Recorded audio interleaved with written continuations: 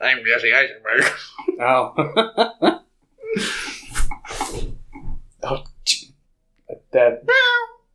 Yeah, you would have got that on camera. Thanks. Oh, I guess I should close the door so my hallway just doesn't explode. So they can't see you abuse your cat.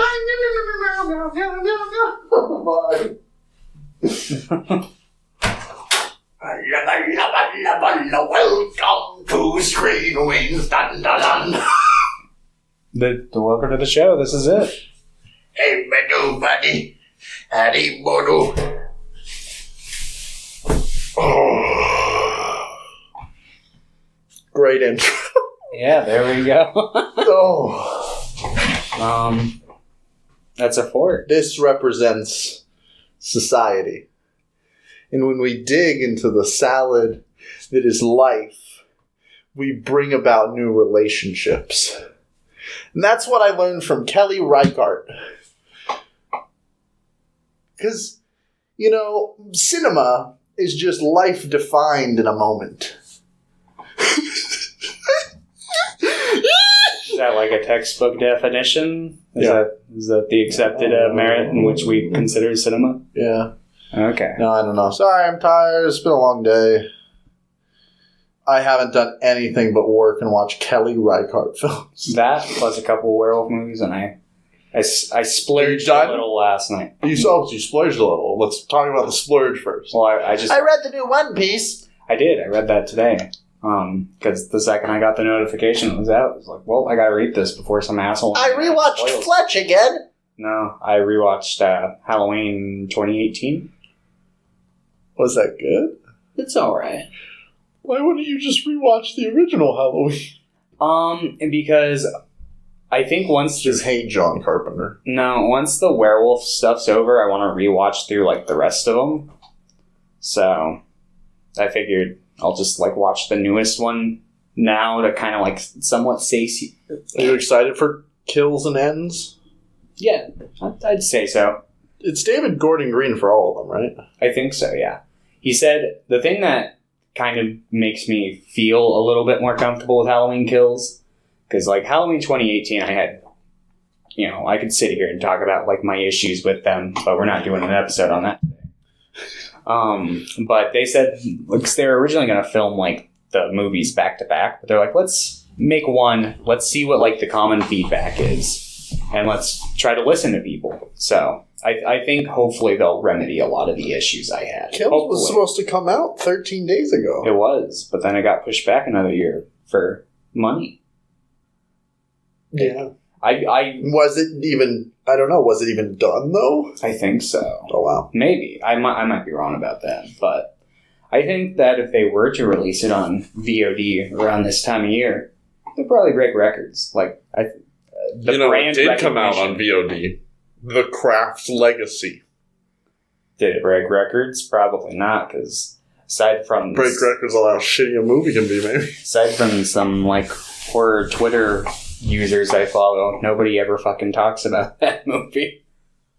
It's really weird because, like, I don't think The Craft in general was popular enough to warrant a sequel. I don't know, a lot of people really like The Craft. I watched it once and thought it was kind of shitty. I saw it when I was like 10. I saw it when I was like 19. And I was like, oh, thank you. Like, it was fun at times, but most of it I just wasn't vibing with. So this new one, I'm going to watch it. Oh, I'm sure it's probably going to be awful. Probably going to be really good. But yeah, look out for some ranking lists coming out. I'm finally going to do those. I've been trying to figure out what I want to do. If I want to do like rankings, just like top like 50 to 1, or if I'm just going to do tier lists. And I feel like I'm going to go with tier lists because that's a little less like cemented. It's a little more loose, fun. So Scooby-Doo one is in the works. Going to do probably some directors. No, it's going to be great. You should do it. I'm just going to start. I feel like we need to do more Scooby-Doo content.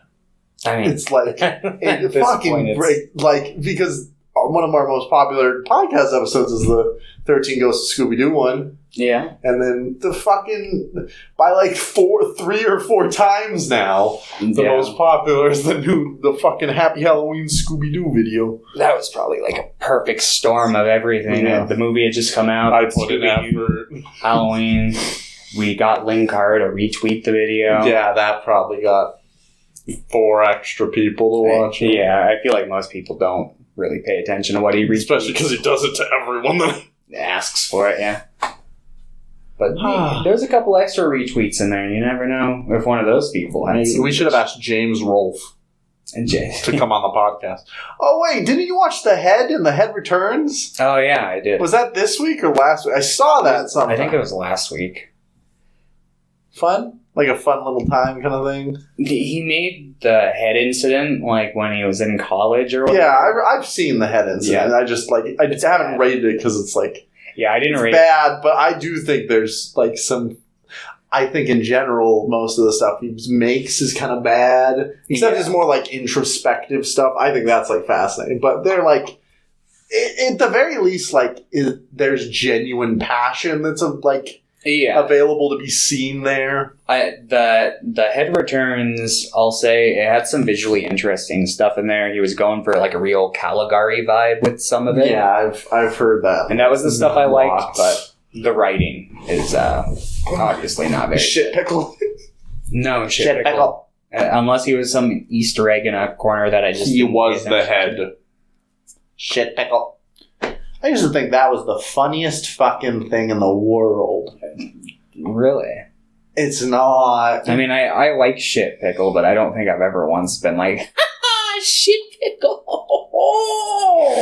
But, man, rewatching, like, I can kind of watch current AVGN because at the very least the character's kind of matured at the very least, and the skits are less obnoxious. The thing I like about AVGN... We talk about AVGN a lot on this, I feel. Like every 5 podcasts, we're going to talk about AVGN for 10 minutes. The thing I like about AVGN is I haven't watched like his most recent, like, probably like anywhere from 10 to 15 episodes just because they haven't kept up.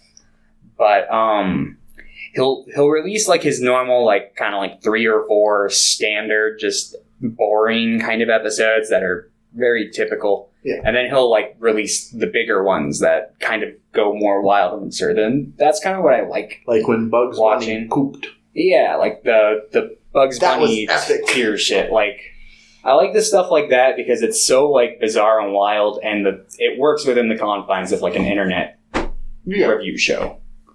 It's something that I don't think like I'd find as funny if it were in a movie or something, which was proved quite evident with his movie. Did you see it?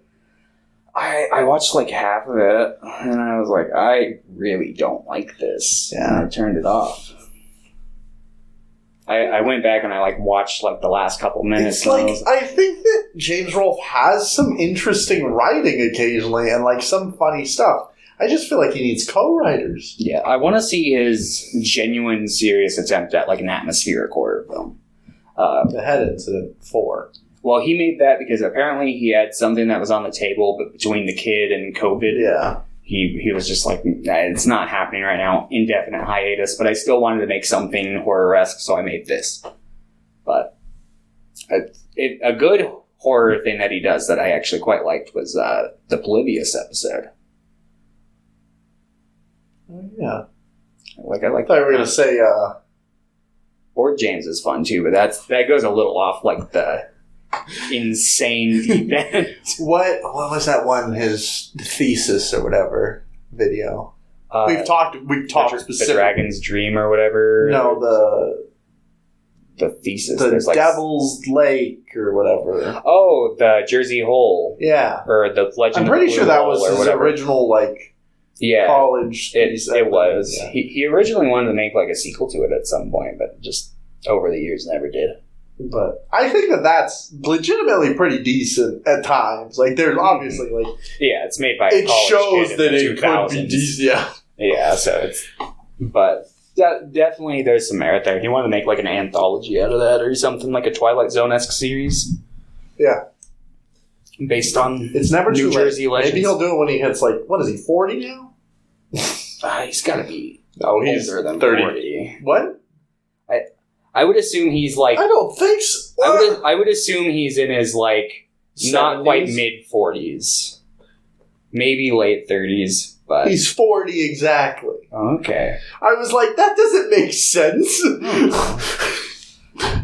Everyone above 30 looks the same to me. There's like a threshold... Eric. Yeah. There's like a threshold between, like, 30 and 50 where it's like, depending on the person... How well they take care like of 90s? themselves. Do they smoke? James Rolfe, Prince Philip, same guy. Same guy? I don't know. Oh, but yeah, I didn't. Like I said, I've only pretty much been able to watch these movies. I don't think I've done anything else. I think I've watched one Bleach episode. I think I played like one board game. It's been eventful. Yeah. So I've gotten into this like weird headspace where I'm just like, I am a Kelly Reichardt film. Yeah, I could be. We could be. We're Old Joy. We're First Joy. Cow. It's just like we are certain women. I mean, we live around the general area. I mean, obviously, are all of them in Oregon? Or certain women isn't. I don't know about certain women. I know it says that Wendy and Lucy takes place in Oregon, but when she's being arrested and they have the paperwork, she covers it up on the paperwork, but it says Washington State on it. So I don't know if that was like intentional. It's intentional that nothing's real. But we got the rankings here. For your rankings, or what do you think mine are? Okay. I have them on my telephone. Yours, I'm pretty lost. I was like, I think yours are, because like these types of films, I'm like, okay, Thomas is either gonna really like this, like Vagabond, or think this is trash, like The Brown Bunny. Yeah, and there's no in between. I don't think you thought any of these were trash. I'll say that. Yeah, but I didn't. So I don't. I thought there was merit. I didn't think any of them got to the level of emptiness that Brown Bunny held for me. They all had enough in there for me to be like, okay. There was maybe one or two where I was this is a little light, but I don't hate it. I feel like I know which ones you're going to be like, this is a little light, and I'm like, these are the best ones. It'll be interesting. I knew I should have rearranged yours in a certain different order. Mine are stupid. I'm stupid. I was like, oh. I love empty movies and Serbian film.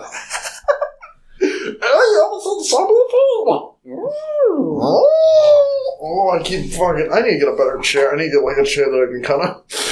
Just do the good old. Hey, what's up, kids? Hey, kids. Yeah. I'm a young white teacher that wants to make a difference. So I came into this inner city school to teach you how to play chess, and that'll stop you from dealing drugs. All you need. What movie is that? There's like 1,000 of them. Yeah, the one I was gonna say was like the fucking Creative Writers or whatever the fuck it was Freedom Writers. Freedom Writers. So that's about creative writing to save them from dealing drugs. Whatever. Sister Act 2. We need to give you Back in the Habit. We need to give you some sort of surface level, easily attainable hobby that won't cost much money for you to get into. That'll keep you off the streets. Hey, you're athletic. You want to play basketball? Whoa. But yeah. So I did, aside from like a very, very light skim at the credits, I didn't do any research on her. I didn't do a lot just because I didn't have time. Yeah, no. We're recording this pretty early just because Thomas's job is kind of scattered when we can. I just worked 7 days in a row, had 2 days off, then I have to go back tomorrow. For 7 more days? I'm on the rest of this schedule, and they'll probably put me on for a couple of days at the beginning of the next schedule, so it'll probably end up looking the same if I had to guess, but we'll see. We'll see. Maybe they'll be so gracious to give me split days off again. Or fire you. Maybe. Don't do that. Worked 53 hours this pay period and got $580. I got more with tips. Yeah, that's how tipping works. It's like if you don't make money in tips, you're not going to make money. Yeah, I figured there was tips on top of the normal wage. Nope, it's terrible. Tipping is very bad. Like when I was working as a waiter, if a night had bad tips, that just means I wasn't making money that night. Like I just wasn't getting any. Yep. It's pretty brutal, but and people don't tip around here. Yeah, so. Tipping, if they do tip, it's great, but... Yep. Yeah, I was lucky to live in Hawaii in the sense that people tip fat, usually. Or they don't tip at all. I remember I had like a 15 party. They gave me like $5 on, I think, like 700. Oh, jeez. And I was like really pissed. And I was like 18 then, but I'm like, I'm gonna fucking go to jail for murder. Dude, I was pretty sad driving home. I'm like, dude, I can't even fucking pay a Comcast bill with this paycheck.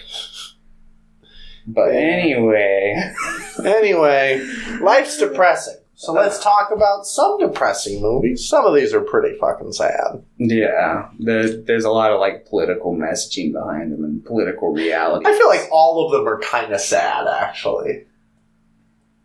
Yeah. These are downer movies. Yeah, like they're not quite like... Maybe that's why I've been in a bad mood. I didn't really realize, but I'm like, all I've been watching are like sad things. Yeah, they're not quite like Lee Chang-dong style, like sad, but they're it's kind of like a different... It's kind of sneakier because it kind of just hits you in the gut and can't feel it for a little, and then suddenly you have a giant bruise because you weren't prepared for it. Fuck, god damn it.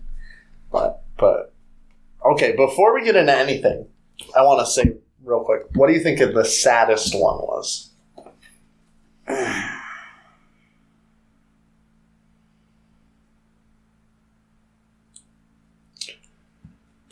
don't want to reveal that yet.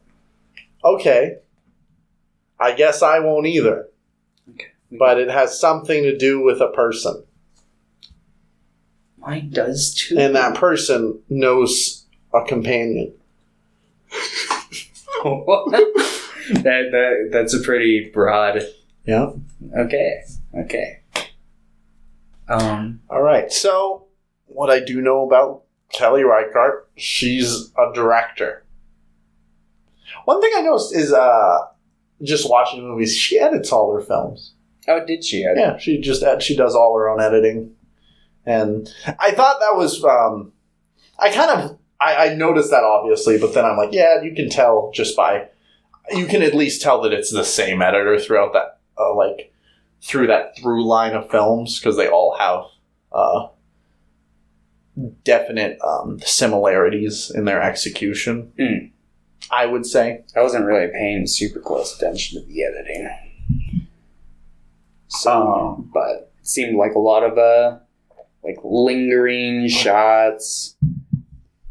Big titties. Lots of big titties. That you milk. There's a couple... I was referring to the cow. Yeah, I think it was particularly the last one, but there was a couple times throughout her movies where they would do scenes at night, and I just couldn't see anything. And I was just like... I hate this because I just didn't have time to watch all of them at home. So I watched the first half hour of First Cow in my car on my lunch break. And it was like, the night stuff looks really nice if you can see it, but like I couldn't see anything, so I had to put my jacket over my head while I was in my car, and I'm like, I look fucking stupid right now. I was just like, alright, I'll just listen to this, I guess. I mean, once I saw it, like if I watched it now, like it looks really nice. I think the night scenes are captured really well. It's just like, yeah, you have to I wasn't expecting it. You have to watch it at night, pretty much. Or pitch black room. Yeah. Because, like, I was watching it, like, in my room. I have, like, a lamp that's, like, in the corner of my room. And I was like, I can't see shit.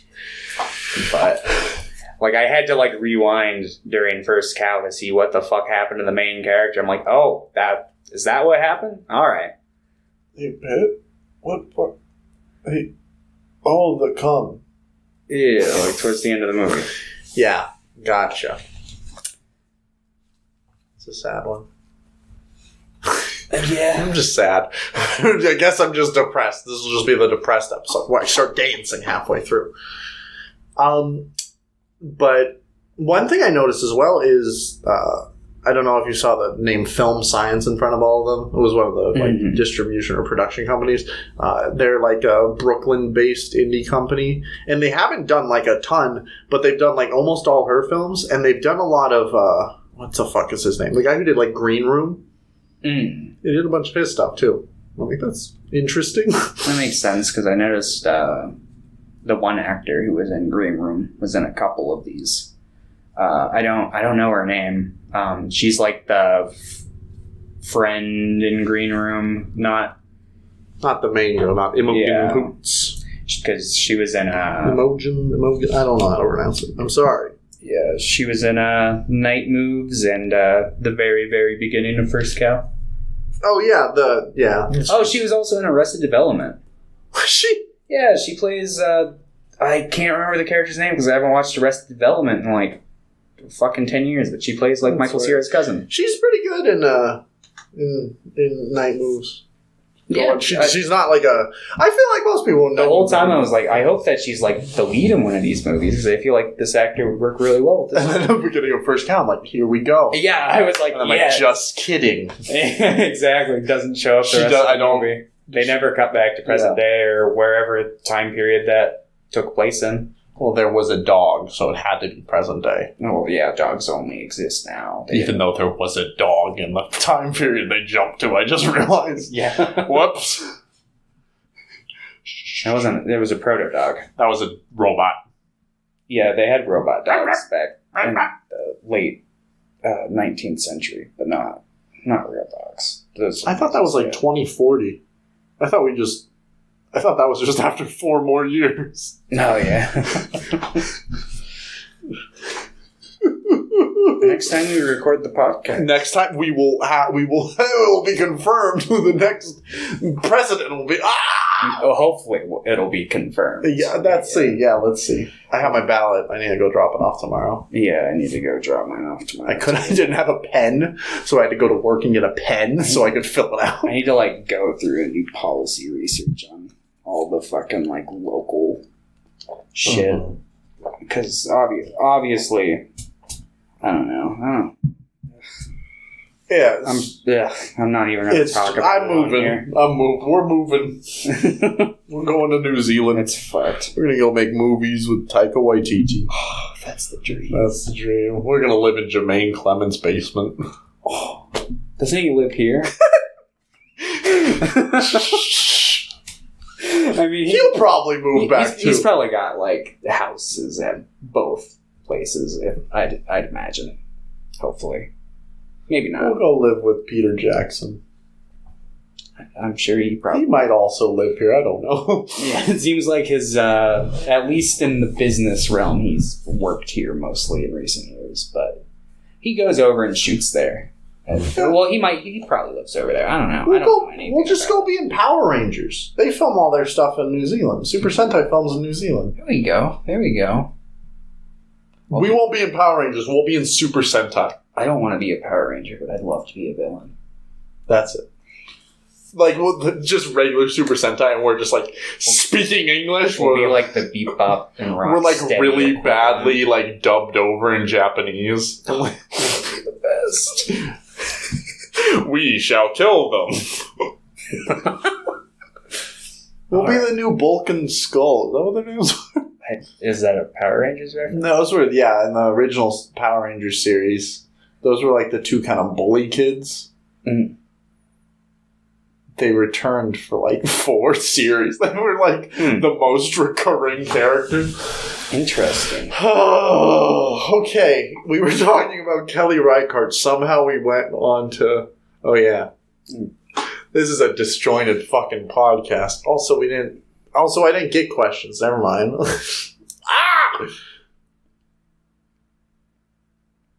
So what were we talking about? we were talking about how political she was, and then we got sidetracked in very political, movie very epic. Most of the directors we like the most are pretty political. Lee Chang-dong's fucking political as fuck. Yeah. He's like, fuck you! God damn it, I'm pissed off about a lot of shit. You're gonna hear about it. Kelly Reichardt's pretty much the same way, in my opinion, except she has a more subtle, like that same thing. More subtle. Yeah. Not as heart-wrenching in the same way. Some are. But, so she made this first movie. I didn't put the first movie on the list just because I wanted to see... All of these have been on my watch list for a while. But I realized that all of her movies have been on my watch list without me, like, knowing it was her. Yeah, I noticed a couple of them where I was like, oh. I knew that she directed First Cow because, like, I had been reading about that when it first came out.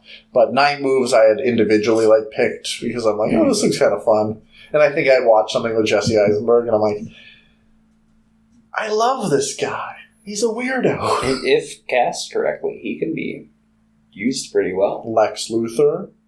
That's perfect casting. I'm so excited to see him in Justice League. Snyder Cut. It's going to be the best. The King's back. 4 hours of non-stop epicness. I'm sure it'll be amazing.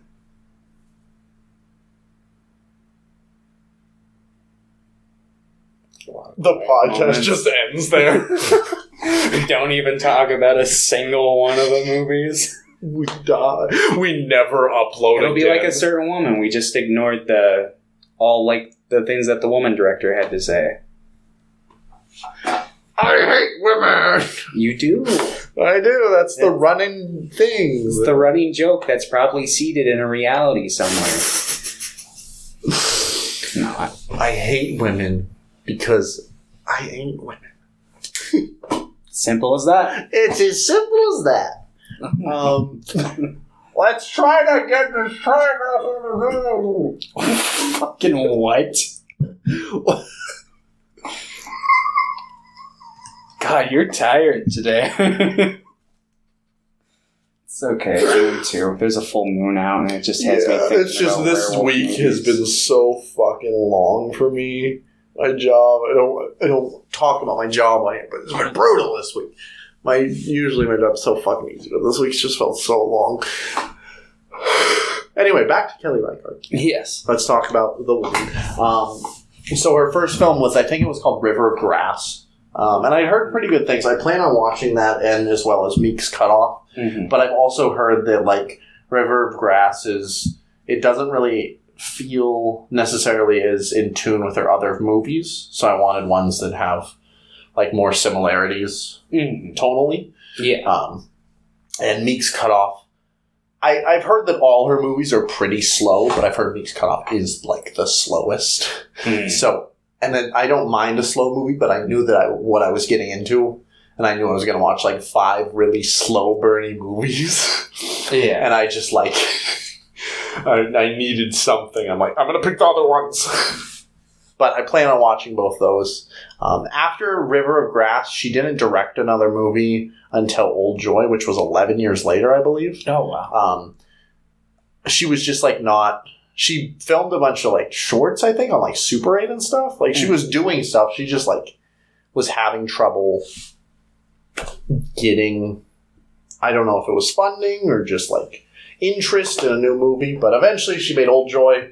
And then after that, she made a movie every 2 or 3 years. So it was Old Joy, and then Wendy and Lucy, and then Meek's Cutoff, then Night Moves, then Certain Women, then First Cow last year. Mm-hmm.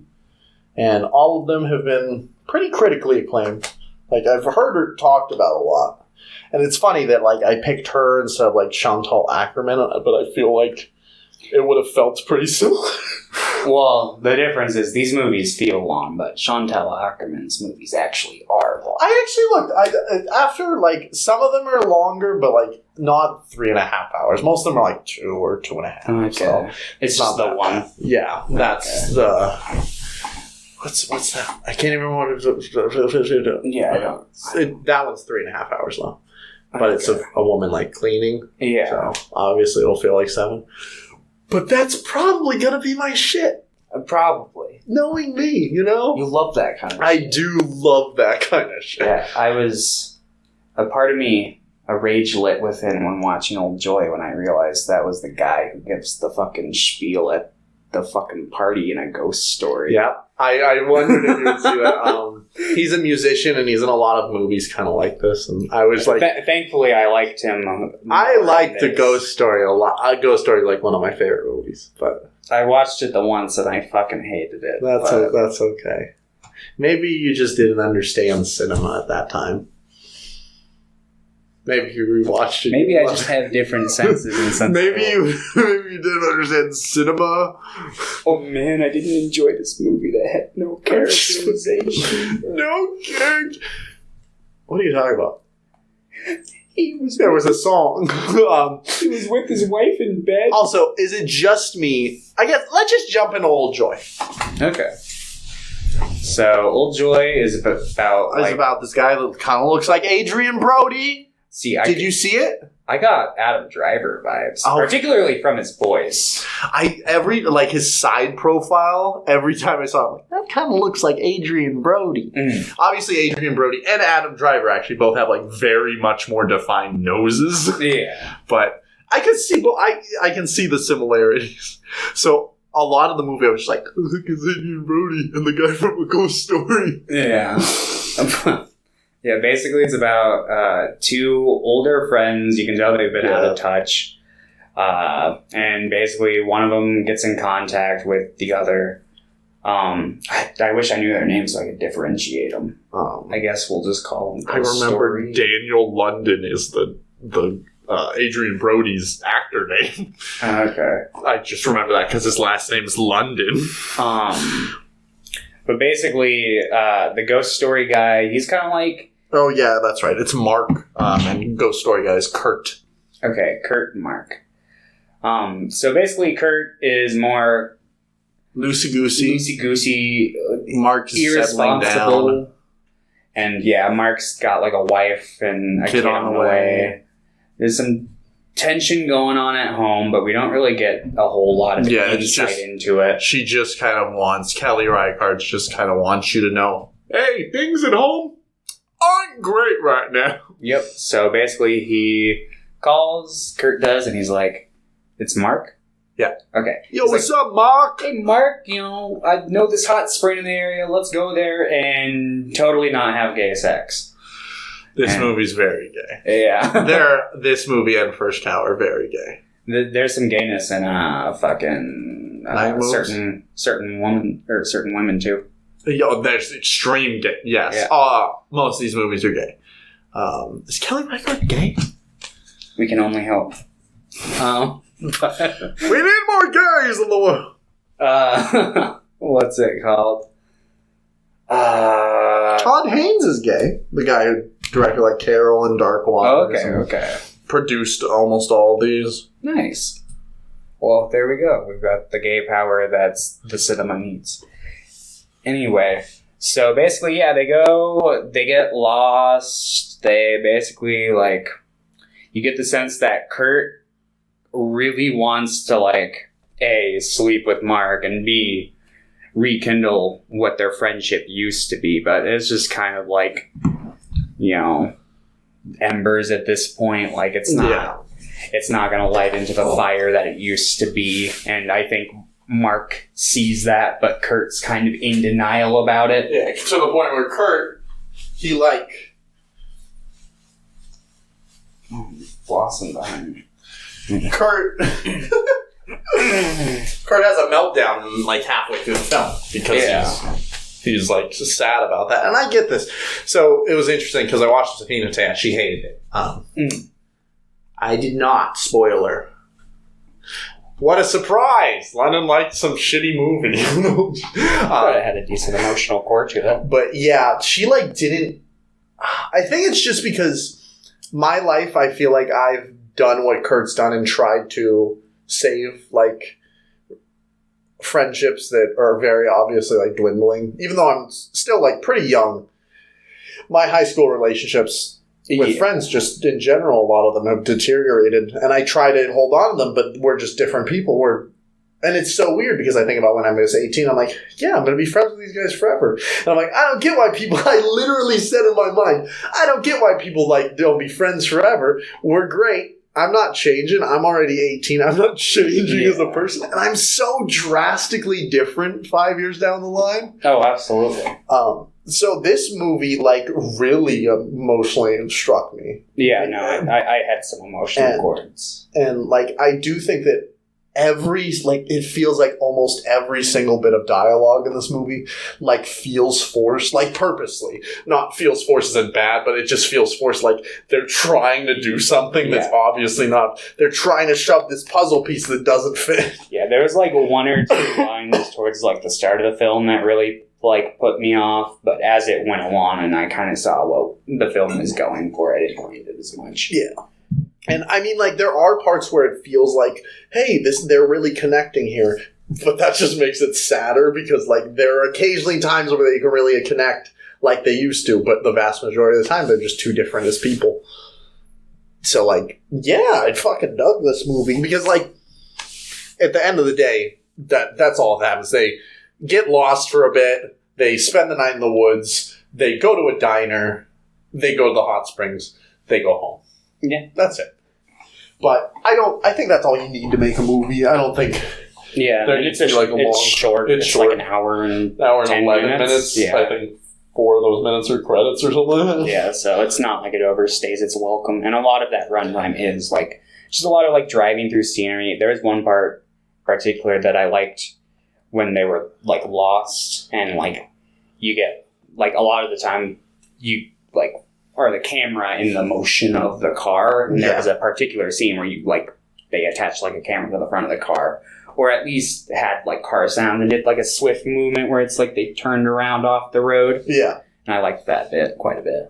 And in general, like, I feel like a lot of the movie's runtime is just car moving or just nature shots, but I think it adds to this film, adds to, personally. Like, the kind of awkward tension in between them. Yeah, the exactly. silence. Like, I understand why my girlfriend hated this movie. Yeah, I could also understand if it wasn't somebody's thing. Yeah, but I personally thought it worked really well. It helped to build that tension because most of the time they were just silently in the car, and I think having that silence where it's just nature shots or just the car driving and, like, I really like the soundtrack to this movie.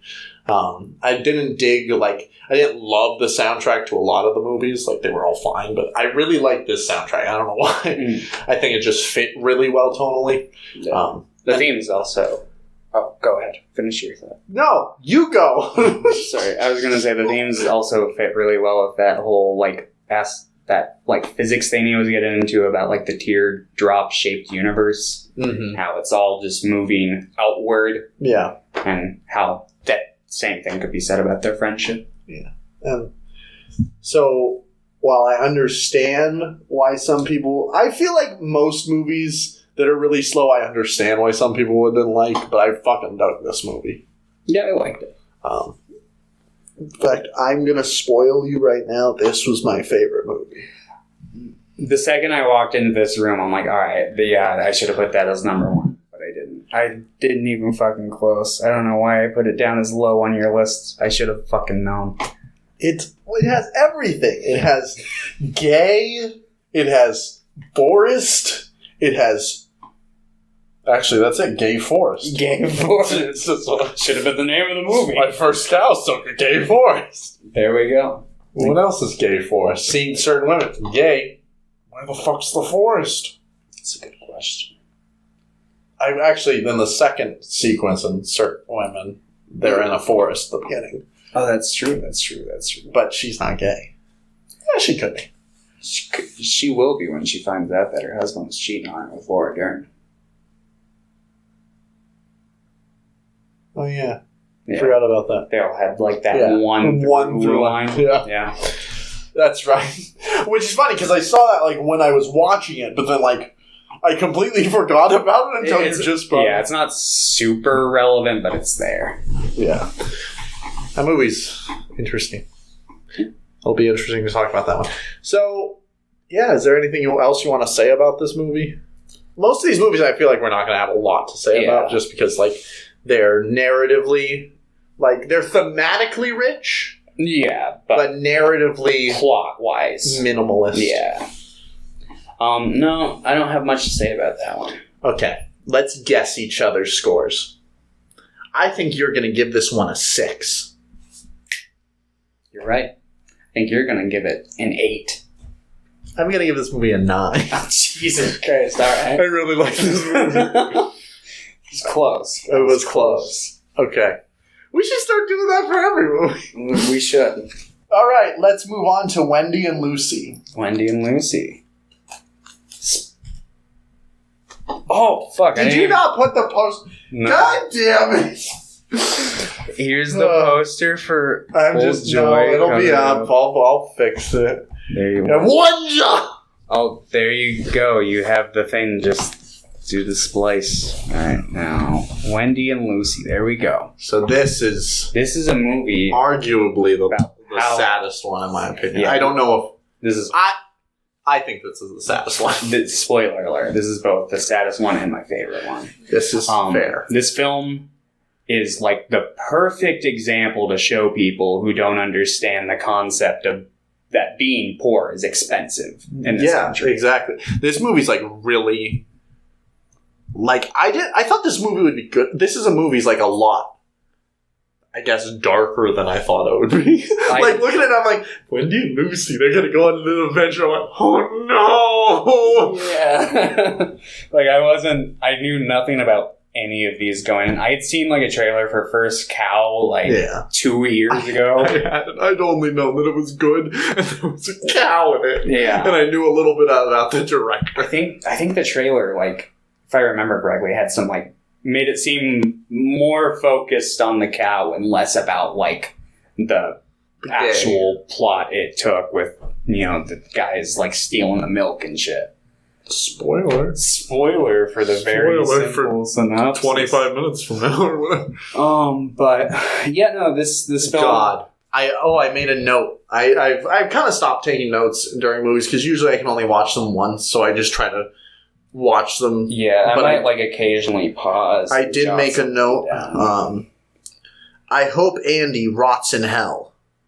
Which one was it? The store. The fucking guy with the cross on his... Your son's a real hero! Some like 17. You feel like he was like 17, 18. You're like, we have to do this. I'm more upset at the fucking spineless boss that he had.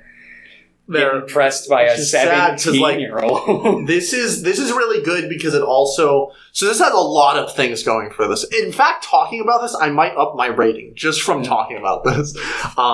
So, like, it has the examples of how being poor is expensive, especially in this country. It also has, like, some great examples of how, like, small towns can be really, really cruel, but have, like, some really great people as well. Like, it has both sides to that. Because, like, while, like... Yeah, there were some questionable things about what the Walgreens guy did. Like, I think at the end he gave her $6. Yeah, that was literally me getting pizza tips. The token was there, and he was a very nice man. Yeah. Mostly. Like, the beginning... He helped her out a lot. Yeah, the beginning it was a little, like, iffy, because you gotta be... But, you know, he's just doing his job. Yeah, just like the fucking Nazis. No, I'm just kidding. Not helping someone move out of a parking lot. Some big jump there. Killing 6 million. Killing 6 million Jews and telling a woman to move her car out of the parking lot. They're like the same thing. Yep. Virtually the same scale.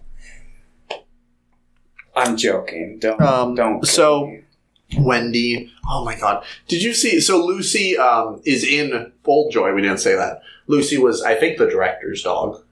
Oh yeah, I noticed the dog was the same because the very beginning of this film before it like focused in, I was like, I saw like the black kind of like shortish black hair. I'm like, is that the same character from the last movie? And I was like, it's a good thing I'm watching these in order of release. But no, I was originally going to do an order of release, but I got mixed up because Hinate only wanted to watch the first one and Night Moves with me. So I was originally going to watch Night Moves and Certain Women, but I switched them. So I watched Certain Women, then Night, and then first cow today. But Lucy, there's it. I don't know if you saw, but at the end of Certain Women, it says dedicated to Lucy. Oh no, I didn't see that. Obviously, like those movies. Or I saw it, 2008. I didn't so like connect the she dots. died. Oh, that's sad. She should have been. Seemed like a happy dog. She did. She got to be in movie. She was a movie star. Yeah, Movie star dog. 2 movies. We should watch Grumpy Cat Christmas. Was Lucy in that? No, but Grumpy Cat's a cat that was in a movie and also died. I don't care about that one. You don't care about Grumpy Cat? I mean, I feel sad if the cat died. Like, I don't want to be like... But Audrey Plaza voices Grumpy Cat. I like Aubrey Plaza, but I don't know if Did I say Audrey? I meant Aubrey. I'm tired! I'm not getting that mixed up right. It is Aubrey Plaza? I'm pretty sure it's Aubrey. With a B. I think I just said Audrey by accident. We're gaslighting each other here. Oh, yeah. What are friends for? Grumpy Cat's Worst Christmas Ever. Great movie. I like how that's how you go to look. Like, this is the movie where I'll find her. Not like Parks and Rec or anything. It's her most iconic role. True. That and the person in Scott Pilgrim versus the World. Oh, yeah. Don't even remember her character's name. I don't remember her character's name either, but I remember she's the one who curses. And it goes, and he's like, how you doing now? I'm a mummy. She's in Child's Play, the remake that I still haven't seen. I saw it. I know it's bad. Not as bad as the shitty original, though. You love the original, though. Or at least like it a lot. I like it a lot. Anyway. But yes. So... Wendy and Lucy. So, yeah, she basically... This woman lives in her car with her dog. She's running low on dog food, so she goes to steal some dog. Originally planning to travel up to Canada, or Alaska. Yeah. But for work. She shoplifts for dog food and dog treats. And she's about to walk out the door, and Andy pulls her in. She gets arrested. The dog goes missing. Yeah. She's on a heart-wrenching quest to find the dog for also 50 minutes. That's not how that works. I mean, maybe it is in this small town, but most places that I worked, I assume it was the same back then. You're not supposed to approach shoplifters. Yeah, it's you're supposed to let them go. And just he grabbed her. He could. No, you're coming into the back. She could sue him for that. It should, honestly. Obviously, if she can afford the legal fees. Yeah, so suing someone is much more expensive, and that's why it's used to fucking deter poor people away from pursuing legal action. Yep. Woo! Woo! Capitalism! The United States of America! Anyway. Well, you're free to go to prison. Except it's not free. Yeah. Not even that. Yeah. You don't get to do anything for free. Except maybe die. Yeah. But even then, it costs your family money to buy the plot. The only way to die in this country for free is to go plunge into the ocean with a heavy rock. To go serve in the military. That too, but we know that actually has cost. Yeah. So the rest of the movie, she's trying to find her dog while also trying to fix her car. She figures out near the very end that what she originally thought was going to be about $250 will cost her $2,000, which is triple the amount of money she even has. Mm-hmm. At that point, she finds her dog. And in a very sad scene, she says, I'm going to go and I'm going to make some money and I'm going to come back for you. And then gets on a train and leaves. Because the dog's at a foster home. The dog's happy, I guess. Probably better off, sadly, enough. Well, I mean obviously it'll have the emotional, Yeah.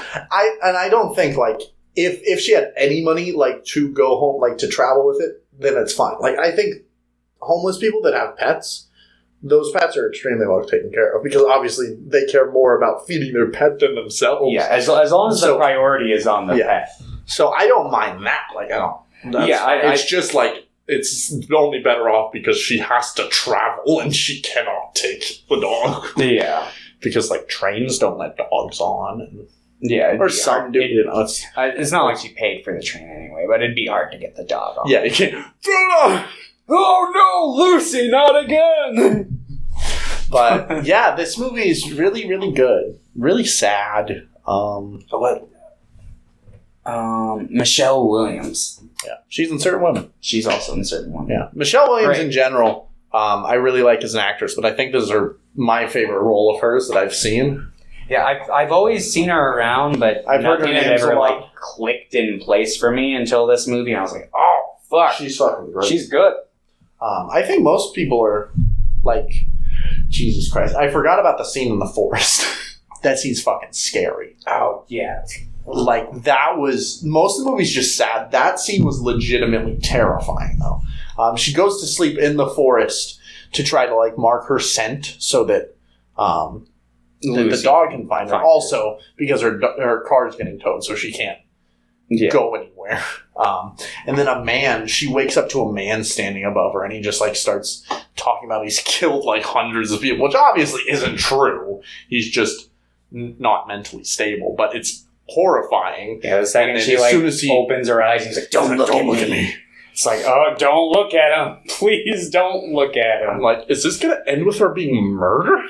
Yeah, it seemed like it was going that direction, but thankfully she got away to the shell bathroom where she cried.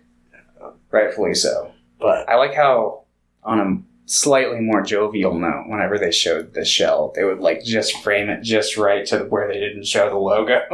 or like you can see the very bottom of it, but Yeah. no, it's fine. You would see like the little like promotional things that they'll hang on the side of the story where you could like, it's not clearly in focus, but you could be like, You're like, that looks like a shell to me. yeah, it's there. But I really like her performance in this, and I do really like I don't think he ever even says his name, but the Walgreens guy. if he does, I don't. He's pretty great. They have some great scenes together. Yeah. But yeah, I really enjoyed this movie. Like I said, I like some of the music in this movie, but I don't think it's as tonally consistent as Old Joy. But maybe Old Joy's just gayer, so I'm like, Yeah. But closing thoughts on the movie? I just really liked it. Like I said earlier, this is like the perfect movie to show to somebody who doesn't get it. Yeah. About how fucking.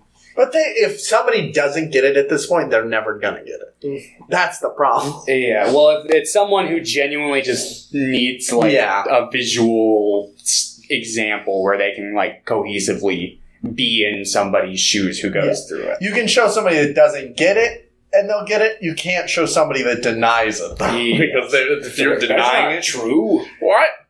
The poor people, they spend less money on taxes. That's fair.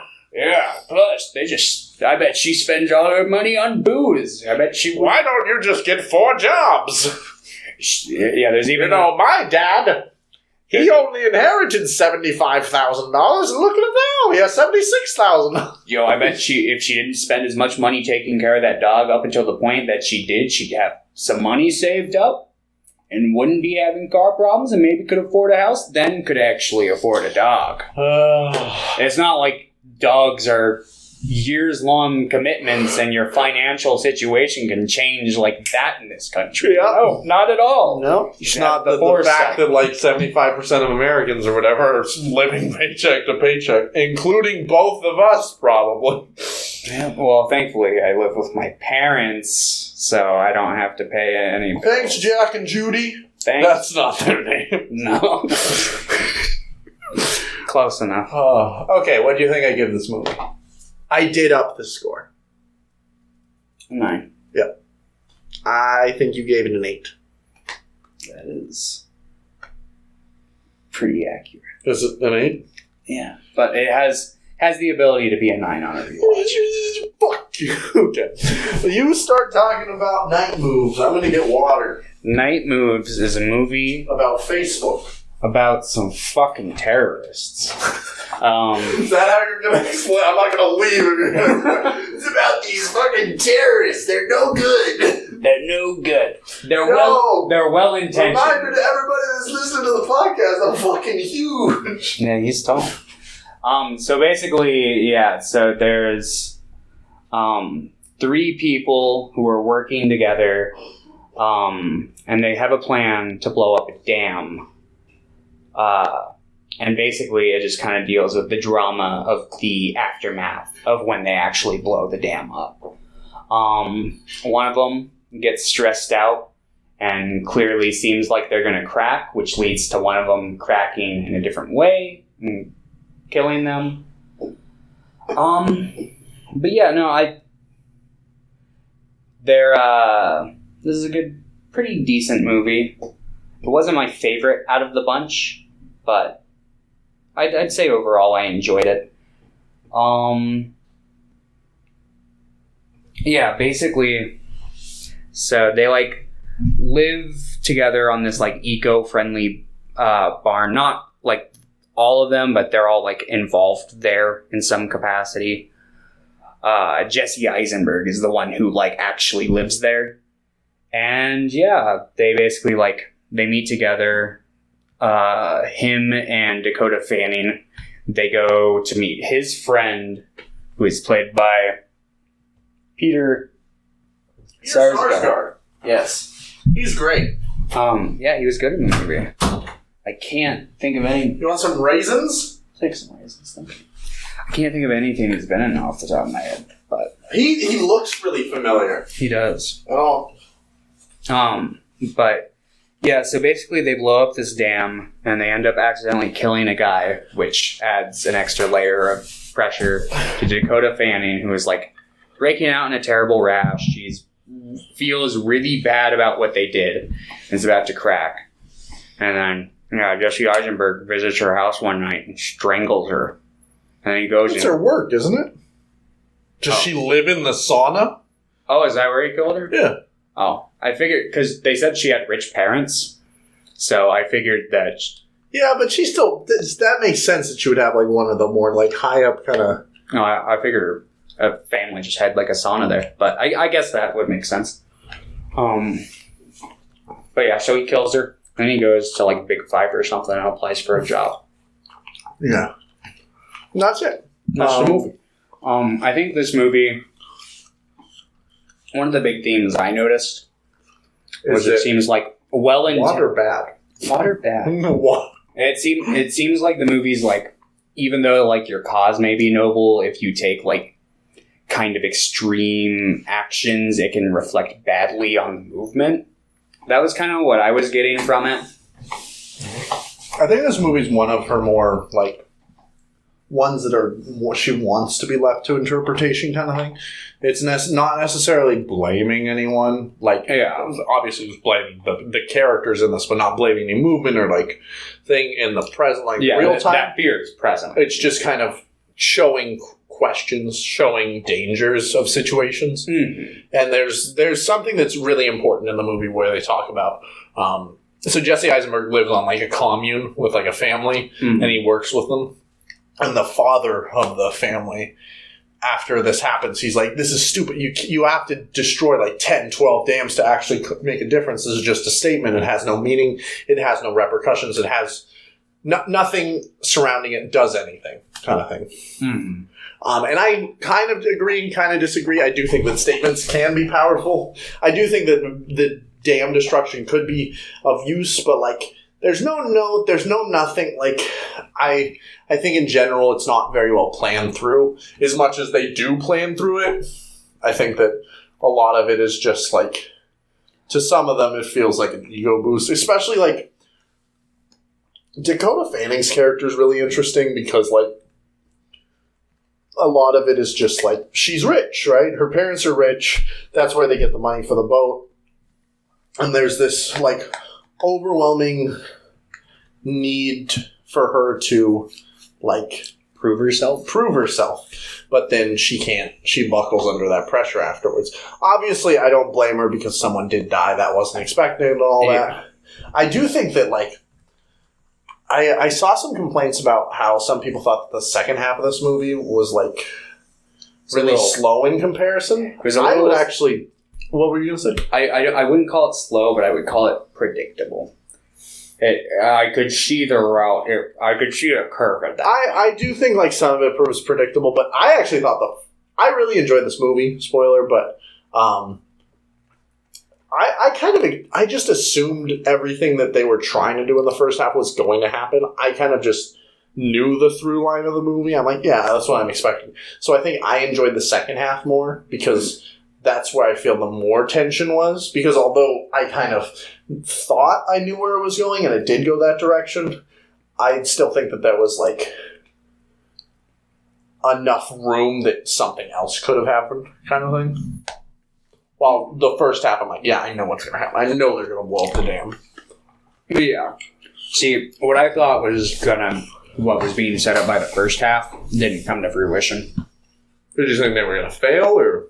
I thought that they were going to like succeed in blowing up the dam, but I figured because Sarsgaard's character was a little bit messy with his plotting, and they even like allude to that a few times. I figured that was what was going to come back to bite them in the ass, but really, it was just like the pressure and the guilt. That's what I kind of like about the predictability of the second half, because it completely throws off the idea that they're alluding to, like, he's the one that's like the more messy of them, but like the ones that really fucked up were Jesse Eisenberg, first of all, bringing her in on this when it's pretty obvious from the beginning that she can't handle it. Yeah. And neither can he.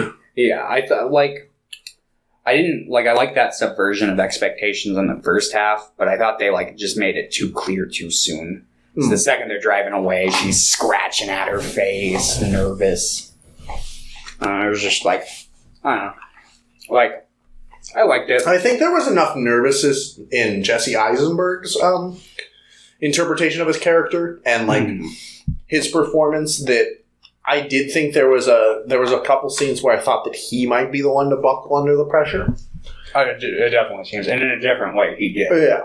So, like I said, I was fine with it because I do think there were, even though it went the predictable route, there were always like different avenues the movie could have taken. Like they set them up and they didn't take, but at least they're like, this could have happened. Like.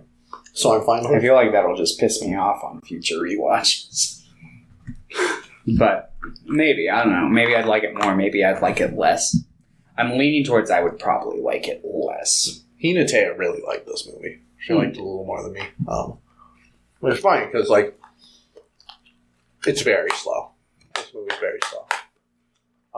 But she really likes thrillers. So as long as there's, like, some sort of, like, impending doom... She's like, cool. Yeah.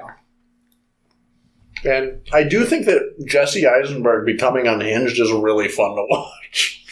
Yeah. No, he gives a good performance. I'd say all three of them do. Yeah. I think Dakota Fanning's might be the weakest, but not, like, bad per se. But I like... She's also just not, like, on screen. Yeah, that's for a lot of what is insinuated, but not necessarily completely shown. Yeah. But I mean, they show it eventually, but... But I do think that Eisenberg and Sarsgaard have, like, pretty memorable performances, at least. Yeah, but there's some really... I really like this movie. I liked it a lot more than... This was, I think, the first Reichardt film I put on my watch list. This is the one that I've been anticipating the most.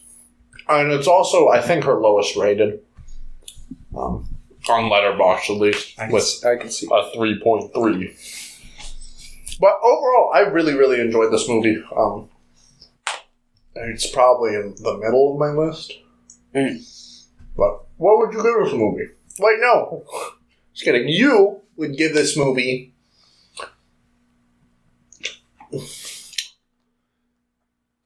It's either... I'm thinking a 7... But on future rewatch, maybe a 6. Or is it a 6, future rewatch, maybe a 5? I'm giving it a 7 for now. Okay. Gosh. Okay, what am I giving this movie? Probably an 8. Yeah. Predictable London. Well, you said it was near the middle of your list. But, yeah. So I figured it probably wasn't a 9, but... The way you're so positively speaking about it, I figured it probably wasn't a 7. But could have been. Could have been, but I took the risk anyway. And it paid off. Let's talk about boobs. Certain women. It was okay. Oh, of course you hate the one that has the most focus on women. Yeah. What about Wendy and Lucy? Well, that was one woman. Yeah, but This is multiple women. She's in. Laura Dern's fantastic in this movie. Laura Dern's fantastic, and I love Laura Dern. I think I generally liked everybody. I think obviously the last vignette was probably the weakest. Oh, I was going to say in terms of acting. Oh, but even then, it felt like what it was going for was intentional. did you see that the girl from that was in First Cow? Yeah. It's fun. Also, I'm pretty sure. Oh, I forgot to check, but Rene Auberjonois or whatever his name is, the old guy from the second sequence. Albert or whatever the fuck his character's name is. I don't know. Oh, have you seen Deep Space Nine yet? No, I haven't. He's Odo in that. Who's one of the main characters in Deep Space Nine. So as soon as I saw him, I'm just like, because he passed away last year, I think. So it was really sad. Let me check real quick because I think he was also in First Cow. At least it looked a lot like him. But yeah, he was. Who was you in that? He was just a random guy in the fort, I believe. I think he's just like a guy that. Oh, was he the one who kept giving them dirty looks as they would walk by? I think so. He's not in it a lot, but I saw him. And then there's the short guy from First Cow, the Englishman. Whatever it's from. What's his name? Oh no! Should I get real close to the mic and just Chief Factor. Toby Jones. Toby Jones is an actor that I've been seeing him in a lot of things recently. He's just like a character actor, but I really like Toby Jones. You know what I'm talking about? The guy who played Chief Factor. No. In First Cow, this guy. Oh, I do know. Oh God. Toby Jones. Oh God, my girlfriend's Toby Jones. See the homeless king and fucking what's that movie called? Under the Silver Lake. Kind of looks like it could be. I don't know if it is or not. No, I don't think so. That was somebody though. We talked about who was that? Okay, we're not even talking about First Cow. What are we doing? So Certain Women. It's pretty much an anthology film, but it has no.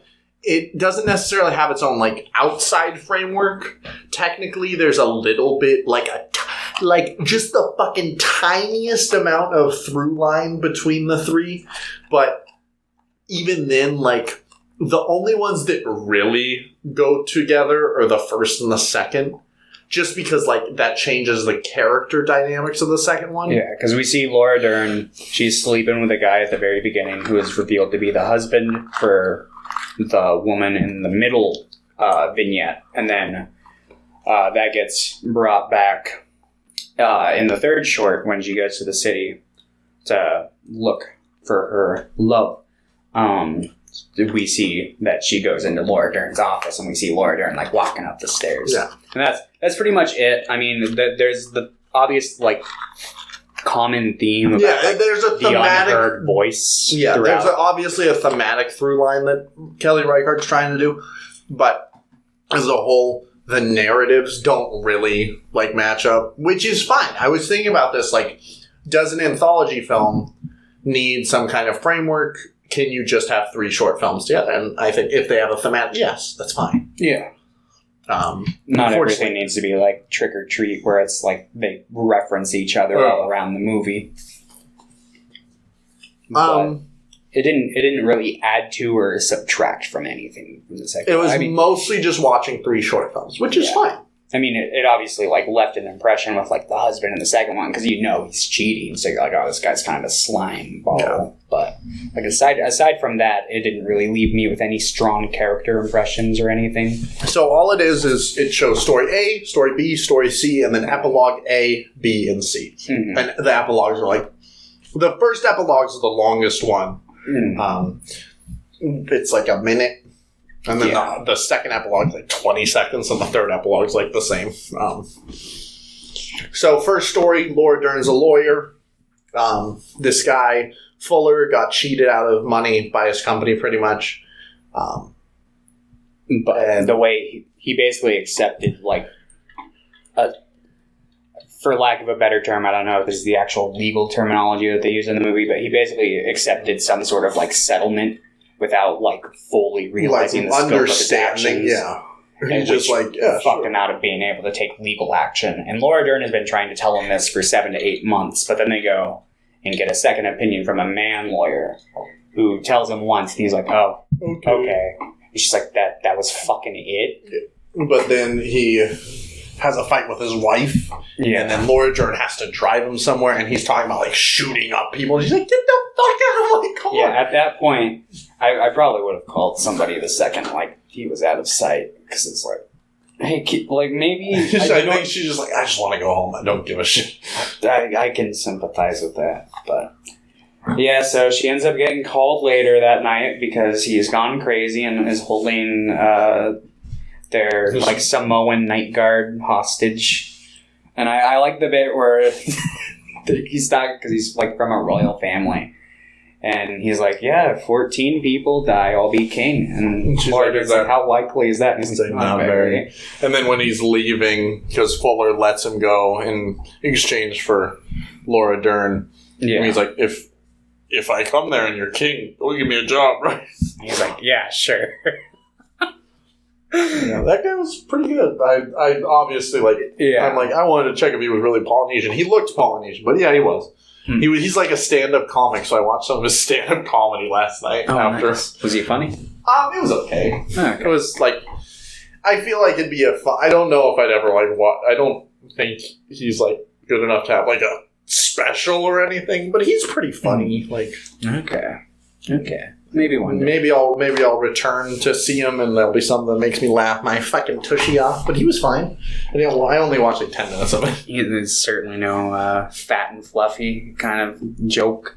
Nothing of that scale. The next Gabriel podcast, Iglesias. we should do a bunch of Gabriel Iglesias stand-up shows. Careful. Is that in the bag? No, it's not in the bag, but it could very well be one day. Okay. I hope it's not, but it very well could be. Oh, God. Anyway, so... Yeah, basically, even though he's got Laura Dern hostage, he's basically, all right, we're going to go out. You're going to distract him out front while I sneak out the back. And clearly... She's like, okay. Yeah, she's like, yeah, sure. And then the second she's like, he's in the back. Yeah. And then, she watches him get arrested until the epilogue. That's all we really see of her story.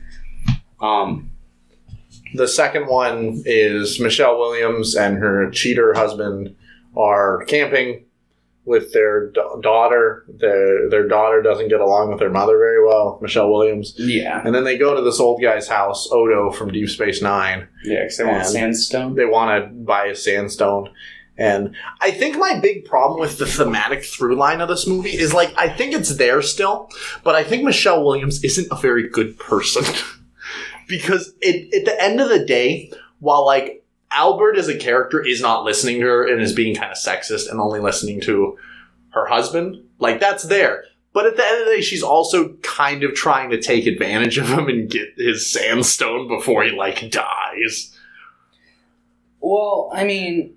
Yeah, I mean, I feel like that's pretty light, though. Like, I don't think that's something where I'm like, she deserves to be fucking... No, I don't either, but it's just like, I don't know, their conversation just came off as more weird than, like, necessarily one-sided to me. It felt like... Well, it felt like she was trying at first, but obviously it wasn't reciprocated towards her, so she just kind of naturally, over the course of the conversation, kind of was like... Well, whatever the fuck, I guess. But I think in general, I just think that the second story is just a lot less compelling than the first and the third. I could see that. It's very much... the one thing I will say about this movie is I wish they didn't outright kind of explain the theme. Because they do it in Laura Dern's, too. They have a line where she's, like, straight up, like, just says, like, 8 months, and he didn't... But it's funny because, like, I get it. I would also enjoy that more. But there are people that would watch this movie now and still don't get it. Yeah, I could probably the men that watch it. Yeah. But I highly doubt there. I do think that the themes. I think the themes are pretty, like, subtly explained in all our other movies pretty well, but this, I feel, is a little too over the top in some of the cases. As in, like, it's just in the dialogue. Yeah. I still think this movie's good, but... and then I think the second short's just also... It's really short. Like, it's really short in comparison, I feel like. It is. It just flew by, and I'm like, they could have expanded on this. It just feels really kind of lopsided. I don't know. I don't think the second short's like bad, but I do think it kind of fucks up the pacing of the whole product in general. Which is sad because even though all these movies are really slow, I really enjoyed the pacing of all of them. I was never necessarily bored by any of them. I was always like in this, but then like the beginning of the third sequence in this really threw me for a loop because I had to get back into it just because like I don't know. I just don't think that they necessarily mesh well. Narratively, obviously, we already talked about that, but just like pacing wise, I thought it had a pretty weird segue in between the second and third one that I had to rewind because it ends with like the fucking daughter watching like a space documentary, and then it shows like the woman like getting in her truck. And I thought that was the daughter for that. I'm like, is she a teenager who can drive? Like, she didn't look that old, and like obviously it's dark in the truck. And while I like Kelly Reichardt's movies, I've already acknowledged the fact that I'm not a fan of her nighttime shooting habits. So it's kind of hard to see. So until she got into the classroom, I was like, oh, this is a different person. Because she went to school. I'm like, all right, she's clearly a teenager going to school. I'm like, why are there old people in the school? Yeah, I was like, oh, is she like at a conference without her parents? And I was like, oh, wait, no, that's not the same person. So, yeah. Basically this one, this like farm hand, or she grows up on a farm. She basically takes care of like horses. Yeah. She's just kind of bored. Yeah, she's bored. She lives in a small town. Nothing new. She sees people going into the school. So she's like, I'm going to go. Yeah, I'm going to go. I'm going to see what's up. So she just sits in on this class that's taught by Kristen Stewart. Yep, Kristen Stewart.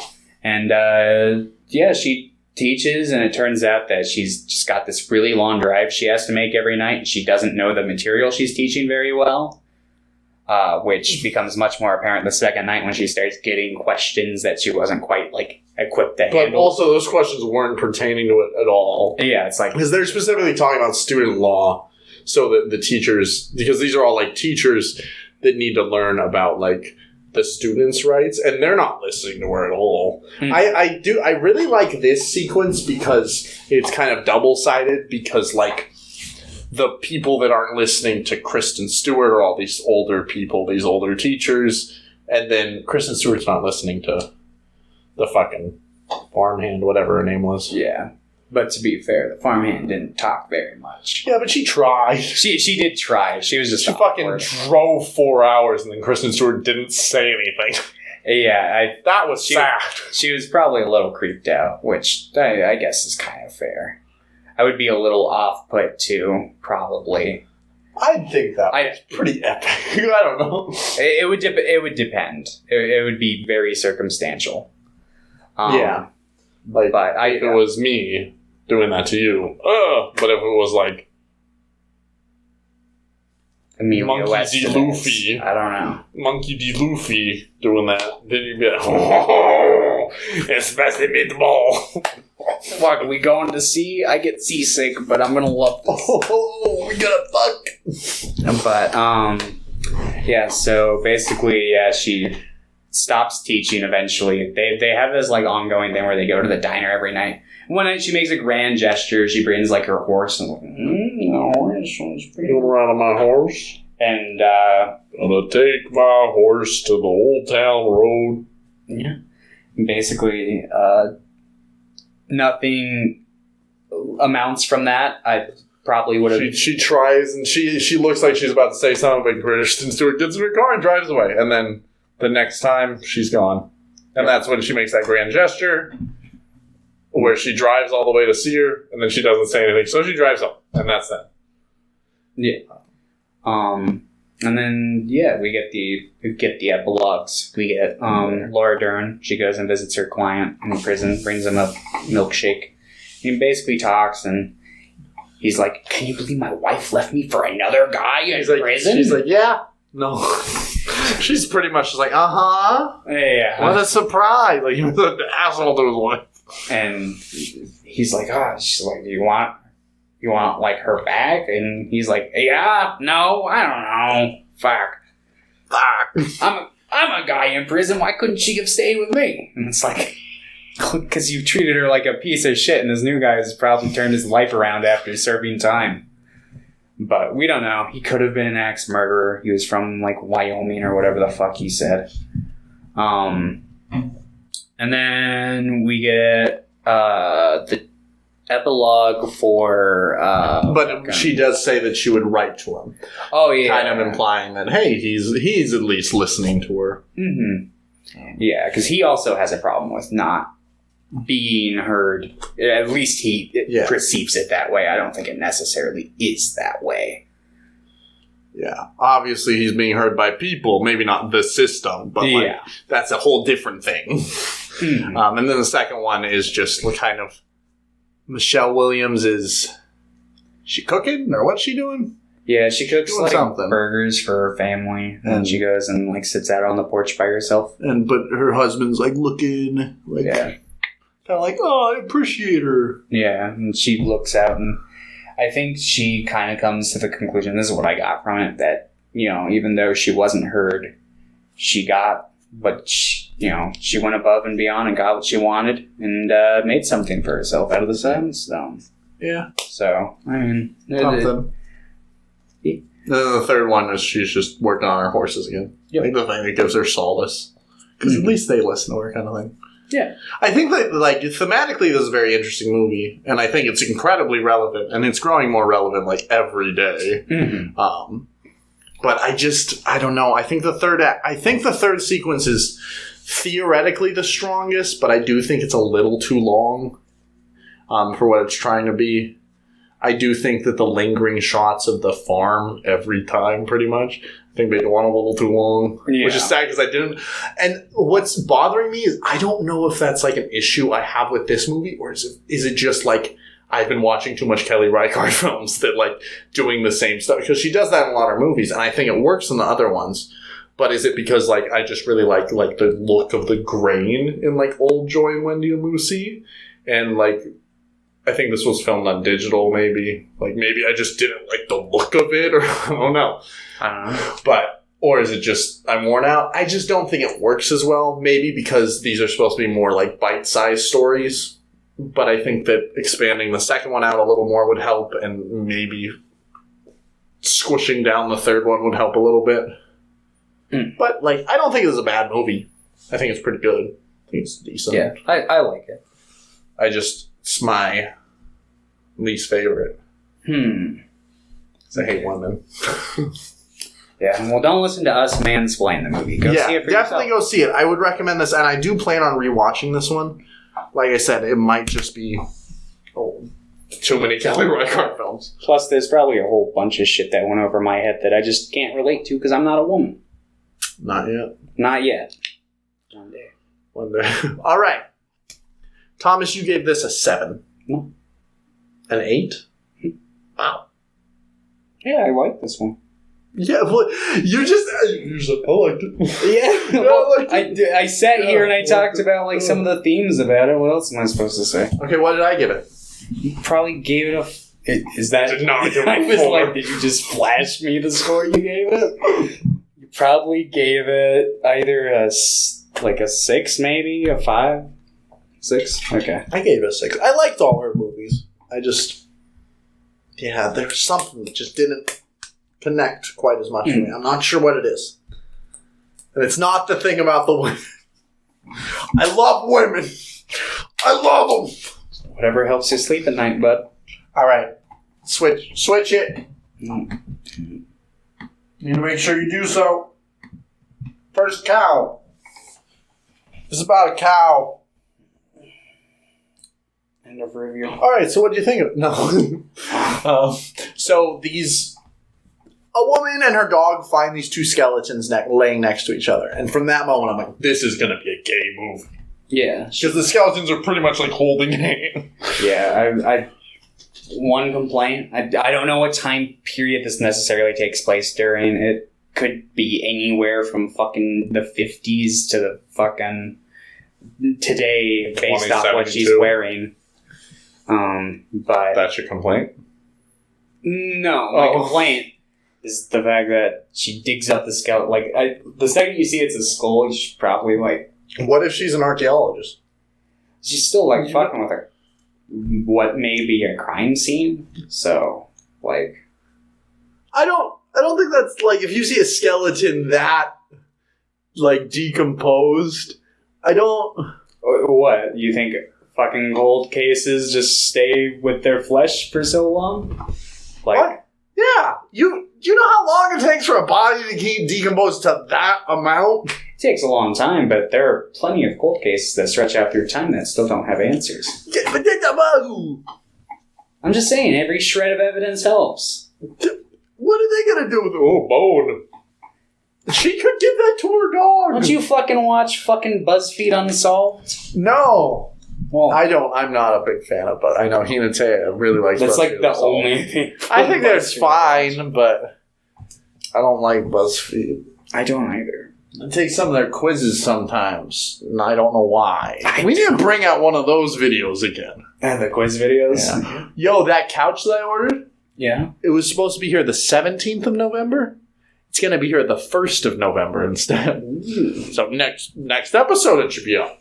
I might start sitting behind you for the podcast. Oh, boy. I'll start whispering in your ear. Just see you telling all the things that I want to hear because it's true. It's what I'm like around you. Yeah, but this is a movie about... Basically, it takes place in, like, 1820? 1880? I don't know, something. Some point during the 19th Sometime where people did not have iPhones. Fur trappers going around. There's this one cook. He cooks for him. They call him Cookie. And yeah, so basically what happens is he stumbles across a Chinese guy in the woods who is on the run because he's thought to kill a Russian man. What do you thought? He said he killed him. He said... Oh, I thought they, like... Didn't he say he killed them? He said that he shot one of them and ran away. Maybe. But then he said, like, later on when he, like, met him at the bar in town that, like, that guy, like, left the country or whatever. So... Oh, I thought he said the Russians that were after him left the country. Oh, maybe that's what he said. Maybe I just misheard that part. The audio that I was listening to on the version I had was not very good. What? I rented this movie. I didn't. But you just happened to stumble upon a copy of it on DVD outside. Right? Right? Yeah. I was lucky. I tripped right over it. It's a Christmas miracle. I had a hard-coded German dub. Christmas miracle 2 days before Halloween. Yo, I can't wait to rewatch Krampus this year. That's what we're going to just watch Krampus again for the podcast. I'd be down. And all the Rankin and Bass movies. I would not be down. Do you think we should finish them off? Like the rest of them? Not yet. Maybe like later. The Christmas Donkey or whatever that movie's called. You really want to do it all 2 years in a row? Yeah, and then we can like revisit them next year. We can start revisit the worst ones. There you go. Now that we'll and then stop the podcast. All right, this is the most we could take. So yeah, basically, this small area that they like. Basically, this guy killed a Russian guy. Eventually, gets off the hook for it. Returns back to the area where he meets with Cookie again. And a cow was just moved into this area. The first cow. There's supposed to be 2 and a calf, but the husband died on the way. Husband and child died. Yeah, so it's just this one cow, and this one rich guy has it. Then these 2... Toby Jones. Yeah. So, like, these two basically just, like, start bonding together. Cookie and King Lou, yeah. Yep. And they... One night, he's like, man, I wish I had some milk. I would make some really good bread. I'm sick and tired of this fucking water and flour shit. What if we go steal the milk? Yeah, it's like, can you milk a cow at night? And it's like, well, as long as it wasn't milked after dinner. So they go and they start milking this cow and start selling really good Yeah, they eat biscuits. them. And King Lou's like, we should fucking sell this shit. And, yeah, basically. And every time somebody asks, he's like, ancient Chinese secret. You can't know. Yeah. Then, yeah, basically they do this for a little while, but then, what's the guy's name? Chief Factor, I think? Chief Factor. I'll just call him Chief. Chief, we're talking about the same guy, right? Like the guy who owns the cow? Yeah, Toby Okay. Jones. Okay, Toby Jones. So Toby Jones, he comes and he's like, oh, let me try one of these acclaimed biscuits that everybody's talking about. And he tries one and he's like, Comes in his pants. yeah, he's too stupid to taste the familiar taste of milk that only he's had in town. He's like, oh, fuck, this is good shit. Jesus fucking Christ, alright. And then he's basically like, hey, can you, like, make me, like, a blueberry thing that I can't remember the fucking name of the dish? And he's like, Profloy or something like that. he's like, yeah, I can do that. Wahoo.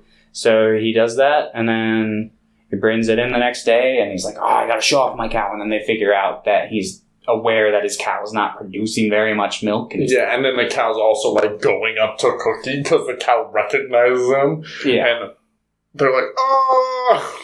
So they're like, we gotta stop this. They'd be like- And King Lou's like, one more time. I would have just played. I'm like, wow, what a friendly creature. Because they are. Cows are friendly. We should get a cow for the podcast. I would not be mad at that.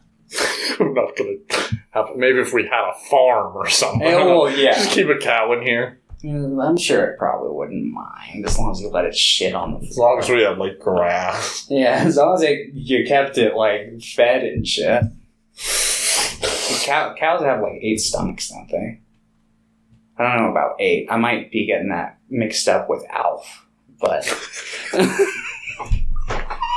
They have multiple stomachs, don't they? Does Alf have 8 stomachs? Yeah, he's Gordon Shumway from the Planet Milmac. They eat cats and they have 8 stomachs. I've never seen Elf. I'm a fan of the character design. I remember liking Alf. I haven't watched it. We'll watch all 7 seasons for the podcast. 4 seasons and 1 movie. And Is a the movie cameo incredible? No, it wasn't. It basically is just kind of like half-assedly. It's called Project Alpha, in case you're curious. Kind of half-assedly wrapping up the series, which ended on a cliffhanger, but it doesn't have like the returning family cast in it, like the Tanner family. It's got Martin Sheen in it though, but I don't see what that has to do with cows. So basically, yeah, they get caught one night. Yo, what if I told you that it was directed by the director of Smokey and the Bandit, Part 3? I'd have to drop everything and go watch it again. What if I told you it was directed by the guy who directed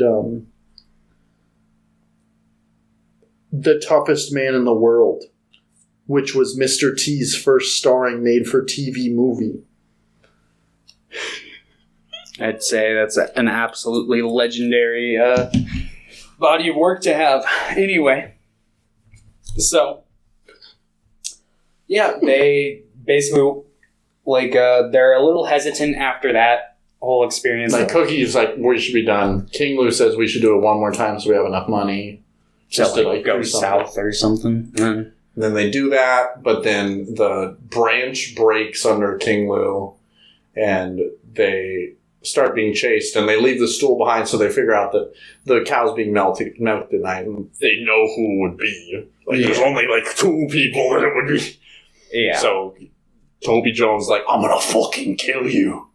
Yep, and chases them down. King Lou like swims. He, like, jumps into a lake. Yeah. And, Cookie's too cowardly, and he ends up like hiding and under. then he's running and then falls and like hits his head. Yeah. Wakes up in like a Native American couple's like home or something like that. Mm-hmm. And then they're just kind of trying to find each other.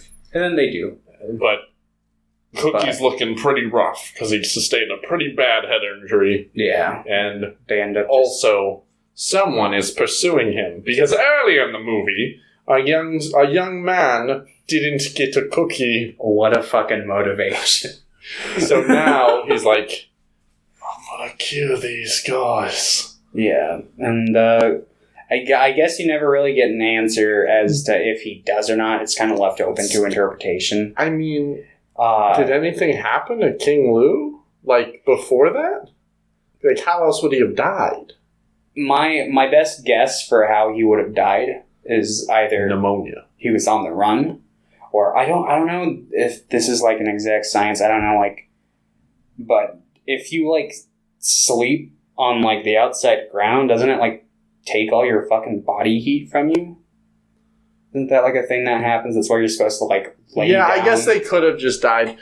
I think it kind of... I think it more implies that they probably died from the guy that was pursuing them, but they definitely do leave it up into interpretation. Mm-hmm. Maybe it's that I feel like Cookie died, and then King Lu died of a broken heart. Maybe, because he basically kind of looks over at him and kind of like... He's like, I've got you. And then he goes to bed with him. Yeah. And then they die in that position. I would say that this is like probably the second saddest one. Yeah, it definitely does add on a sentence. Did I say add on a send note? It definitely does end on a It does sad add note. those snow laugh, no smash love, this love, Sis moves say on the good bad. Anyway, this movie was pretty good. I liked it. I really enjoyed it. I think it's a lot lower on my list than I thought it would be. Yeah, it's probably somewhere in the... I was going into it. I'm like, I'd heard a bunch of straight stuff. That I'm like, this is going to be the best thing I've ever seen, and it's good. I do think this movie is very good. But I don't know this one, and it's the same thing. I'm like, am I just worn out from Kelly Reichardt films, or do I just enjoy her earlier films more? Because like, I was feeling kind of worn out from Certain Women, but then I watched Night Moves, and I was like invigorated by it. Obviously, it's a different genre, but it's also earlier in her filmography. And I think the first Cow and Certain Women kind of drag a little bit for me at times. I think that the first like 30 minutes of, or even the first like 20 minutes of First Cow drag a little bit. Yeah, I was honestly surprised when I looked and saw I was 90 minutes in, and like, I was like, oh shit, I'm 90 minutes in. It really didn't feel like that much had happened. Because they basically just like met, kind of established their friendship and started hanging out and started stealing milk at that point. But it was like 3/4 of the movie, so I was like, oh, fuck, okay. But I did like it. I like it. It's like somewhere in the middle for me. You would give this movie a 7. Mm-hmm. You would give it a 6. I also gave it a 7. Okay. I was going a little low there. No, I liked most of them, and I think that maybe on rewatch, Certain Women will also be a 7, but we'll see. I need some time before I revisit anything. Okay, so what did you think my list was going to look like? It's way wrong, but so I guess starting with the top, your number one, what I would have guessed was going to be Certain Women, First Cow, Wendy and Lucy, Old Joy, and then Night Moves. So I hate Night Moves? Yeah. Okay. No. Yeah, I figured that out. It was Old Joy, Wendy and Lucy, Night Moves, First Cow, Certain Women. But I liked all of them. Yeah, I liked all of them too, I can say. I thought yours, which is also incorrect. I got Wendy and Lucy at the top, though. Oh, okay. But then I said First Cow. And then I said Night Moves. And then I put Old Joy. And then I put Certain Women at the bottom for you. You think you'd be able to accurately... I think I can... I think it's Wendy and Lucy, then Certain Women, and then First Cow, and then Night Moves, and then Old Joy. Okay. So the only place, like, if I moved all those down and just switched Certain Women, like, it was accurate to a point, at least. Yeah. But yeah, she's a pretty interesting director. I really liked her movies. I'm excited to see what she does in the future. Yeah. And I do really want to watch River of Grass and Meek's Cutoff at some point. I probably need a week or two before I want to watch another one of her movies, though. Yeah. Just because I'm like, I need to watch something that's a little more up-tempo. Because I like slow movies, but I'm just like, I'm tired! You can watch the Halloween 7. Is that what we're watching? No. Okay, so Well, we gotta roll the dice. yeah, where's their dice? That's your department. Where's your dice, Thomas? Oh God! Oh God, my dick! I found one. Okay. I found him. Is it on? Yeah. So, What is it? under 5? Is it under 5? Or it's 4 and under, right? Yeah. So Yeah. under 5. And then we pull from the bag.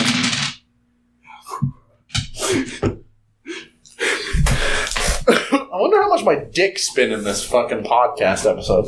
I don't know. Less than unsubstantial. More than whop. I don't know what I'm saying.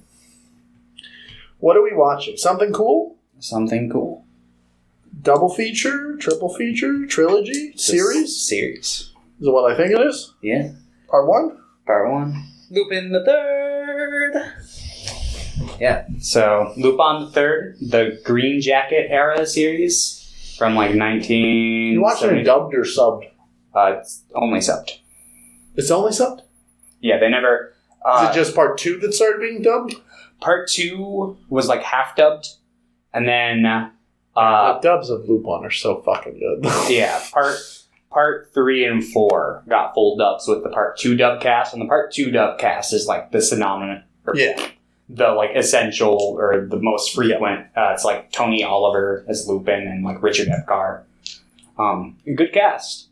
So yeah, we're gonna be watching the Green Jacket era series. The reason why. It's 23, I think. The reason why it doesn't have a dub is a lot of old animes without like the forward thinking of dubs. Like they didn't have it planned then. They don't have the masters anymore, right? Yeah.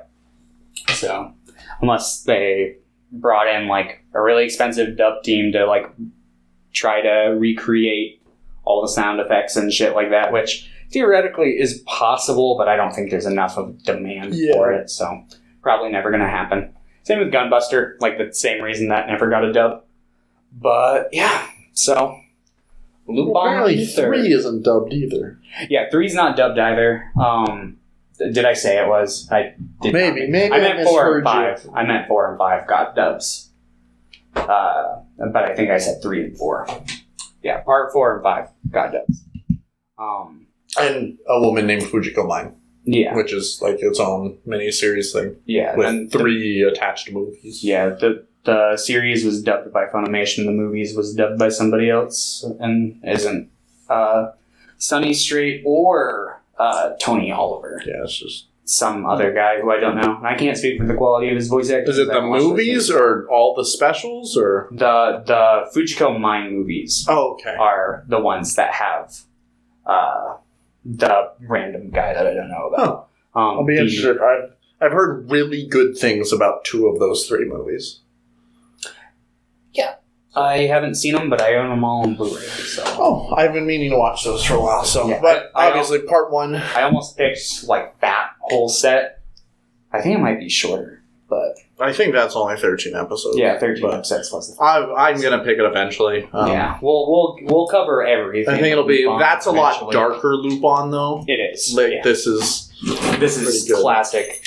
Like people die in it. That it's a little darker than the average depiction, but it's not. Yeah, I feel like the most classic Lupin is part 2. Like when Yeah. people think of Lupin now. Who wants chicken nuggets? Who wants chicken nuggets? Who wants chicken nuggets? What's the photo for? Yeah, Yo, live action Lupin, that guy. he wouldn't be bad. Is he French? Maybe. Actually, he might be French a little bit. Like, not obviously. I could see it, but I don't want to make assumptions.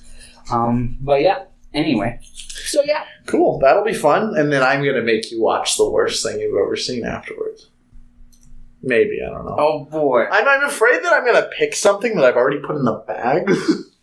Like, I forgot what I put in the I was bag. going to say, why don't you check the bag? But I guess that would spoil some stuff. Yeah. Yeah, so I guess Maybe just keep a master list of what you put in the bag next time. Okay, bye, everybody. Adios. Yeah. I always forget we fucking do. Who wants chicken nuggets? I'm gay.